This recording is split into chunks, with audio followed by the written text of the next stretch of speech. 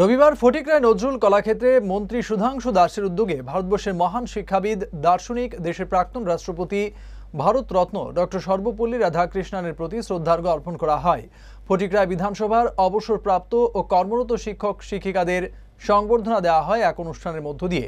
অনুষ্ঠানে অবসরপ্রাপ্ত ও কর্মরত প্রায় 250 জন শিক্ষক শিক্ষিকাকে সম্মাননা প্রদান করা হয়। উপস্থিত ছিলেন ঊনকোটি জেলা শাসক ডি.কে. চাকমা, মহকুমা প্রশাসক সহ অন্যরা। এই পরম্পরা প্রাচীন কাল থেকে আজ পর্যন্ত আছে, কিন্তু আজকে সময়ের সাথে তাল মিলিয়ে অনেক কিছু পরিবর্তন হয়ে গেছে।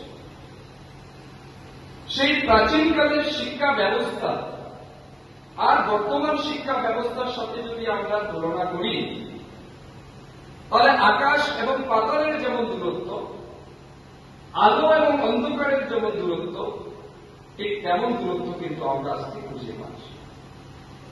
কারণ শিক্ষা ব্যবস্থাটা কমার্শিয়ালাইজ হয়ে গেছে, শিক্ষা ব্যবস্থাটা কেমন যেন আর্টিফিশিয়াল হয়ে গেছে, ন্যাচারাল থাকছে।